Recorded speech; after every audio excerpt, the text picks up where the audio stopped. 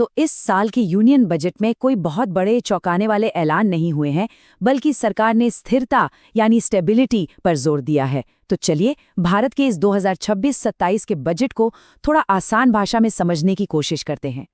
सबसे पहले हम बजट की मेन थीम को समझेंगे, फिर देखेंगे कि इकोनॉमी को रफ्तार देने के लिए क्या प्लान है और आम लोगों के लिए क्या खास है। और हाँ, आखिर में सरकार के बही खाते पर भी नजर डालेंगे कि पैसा आता कहाँ से है और जाता कहाँ है। तो जैसा मैंने कहा, इस बार के बजट का जो सबसे बड़ा मैसेज है वो है कंटिन्यूटी, मतलब जो चल रहा है उसे ही आगे बढ़ाया जाएगा। सरकार कोई बड़े नए रिफॉर्म्स लाने की जगह जो पुरानी स्कीम्स हैं उन्हीं को और मजबूत करने पर फोकस कर रही है। मतलब साफ है, सरकार एक ऐसा इकोनॉमिक माहौल बनाना चाहती है जो स्टेबल हो, जहां कोई बड़े उतार चढ़ाव ना हो और ग्रोथ प्रिडिक्टेबल हो। ये एक सोची समझी स्ट्रेटजी है ताकि जो बुनियाद पहले से बनी हुई है उसे और भी पक्का किया जा सके। यहाँ एक काफी मजेदार बात भी है। हम सब इसे बजट बजट कहते हैं ना, पर क्या आपको पता है कि हमारे संविधान में बजट शब्द का जिक्र कहीं है ही नहीं। जी हाँ, आर्टिकल 112 के हिसाब से इसका ऑफिशियल नाम है एनुअल फाइनेंशियल स्टेटमेंट, यानी वार्षिक वित्तीय विवरण। तो सवाल ये उठता है कि इकोनॉमी की इस रफ्तार को बनाए रखने के लिए सरकार का प्लान क्या है? जवाब छिपा है एक शब्द में, इंफ्रास्ट्रक्चर। सरकार देश के बुनियादी ढांचे में एक बहुत बड़ा निवेश करने जा रही है, जो हमारी तरक्की की असली नींव बनेगा। और ये निवेश छोटा मोटा नहीं है, बात हो रही है 12.2 लाख करोड़ रुपए की। ये है कैपिटल एक्सपेंडिचर। अब ये क्या होता है? ये वो पैसा है जो सरकार तनख्वाह या सब्सिडी जैसे रोज के खर्चों पर नहीं, बल्कि देश के लिए लॉन्ग टर्म एसेट्स बनाने पर लगाती है, जैसे कि नई सड़कें, पुल, पोर्ट्स। कह सकते हैं कि ये भविष्य के लिए एक बहुत बड़ा इन्वेस्टमेंट है। और जाहिर है, जब इतना पैसा इंफ्रास्ट्रक्चर में लगेगा तो इसका सीधा फायदा मेक इन इंडिया को मिलेगा।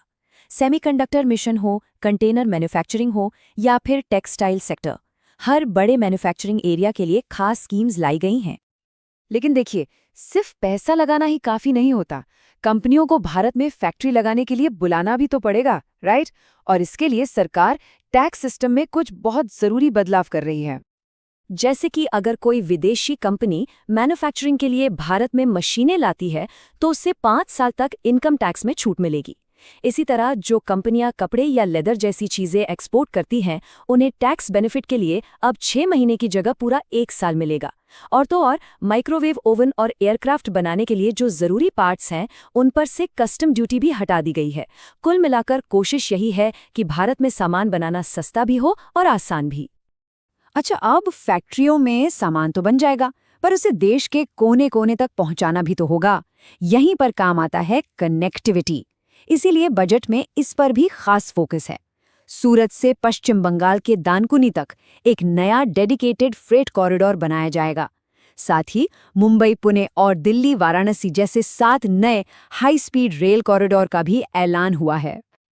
तो ये तो हुई इकोनॉमी और बड़े बड़े प्रोजेक्ट्स की बात, लेकिन इस बजट में आम लोगों के विकास और उनकी भलाई के लिए क्या है, चलिए उस पर भी एक नजर डालते हैं।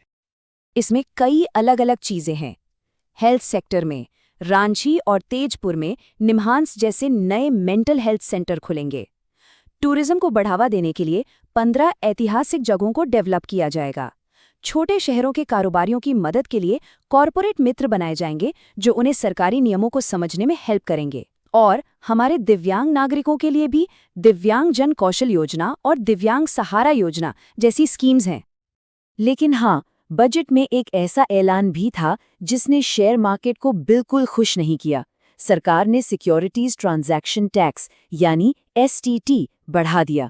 आसान भाषा में कहें तो अब शेयर बाजार में खरीद फरोख्त करना पहले से थोड़ा महंगा हो जाएगा। और इसका असर तुरंत दिखा। बजट वाले दिन ही मार्केट में काफी बड़ी गिरावट आई। अच्छा, ये सब योजनाएं और ऐलान तो ठीक हैं, पर इन सब के लिए पैसा कहाँ से आएगा? मतलब सरकार की अपनी फाइनेंशियल हेल्थ कैसी है? चलिए अब सरकार की कमाई और खर्च का पूरा हिसाब किताब समझते हैं। तो सबसे पहले ये देखते हैं कि सरकार के पास पैसा आता कहाँ से है। अगर हम सरकार की कमाई के हर 1 रुपये को देखें तो ये तस्वीर काफी कुछ साफ कर देती है। सबसे बड़ा हिस्सा यानी 24 पैसे उधार और दूसरी देनदारियों से आता है। जी, टैक्स से भी ज्यादा। इसके बाद नंबर आता है इनकम टैक्स का, जिससे 21 पैसे आते हैं, और फिर कॉर्पोरेट टैक्स से 18 पैसे। ठीक है, ये तो हो गई आमदनी की बात। अब देखते हैं कि ये पैसा खर्च कहाँ होता है। तो सरकार के हर एक रुपए के खर्च में से सबसे बड़ा हिस्सा यानी 22 पैसे राज्यों को उनके टैक्स के हिस्से के तौर पर चला जाता है। लेकिन यहाँ एक सोचने वाली बात है। दूसरा सबसे बड़ा खर्च यानी 20 पैसे सिर्फ पुराने कर्ज का ब्याज चुकाने में चला जाता है। सोचिए, ये वो पैसा है जो डेवलपमेंट के काम आ सकता था। अब इन आंकड़ों को देखकर ये तो साफ है कि सरकार के खर्च उसकी कमाई से ज्यादा हैं। इसी गैप को फिस्कल डेफिसिट या राजकोषीय घाटा कहते हैं, और सरकार इसी घाटे को कम करने पर फोकस कर रही है। अच्छी बात यह है कि कोविड के टाइम पे ये घाटा जो 9.2% तक पहुंच गया था, वो अब लगातार कम हो रहा है। और आने वाले फाइनेंशियल ईयर के लिए सरकार ने इस घाटे को जीडीपी के 4.3% पर लाने का टारगेट रखा है। तो ये जो कमी का ट्रेंड है वो जारी रहेगा। तो कुल मिलाकर देखें तो ये बजट स्थिरता का यानी स्टेबिलिटी का एक साफ संकेत देता है। लेकिन एक बड़ा सवाल जरूर खड़ा होता है। एक तरफ पूरी दुनिया में इकोनॉमिक अनिश्चितता बढ़ रही है, दूसरी तरफ हमारी सरकार की कमाई का एक बड़ा हिस्सा कर्ज पर टिका है। ऐसे में क्या सिर्फ इस स्थिरता वाली रणनीति से हम भविष्य की बड़ी आर्थिक चुनौतियों का सामना कर पाएंगे? ये एक ऐसा सवाल है जिसका जवाब हमें आने वाला वक्त ही देगा।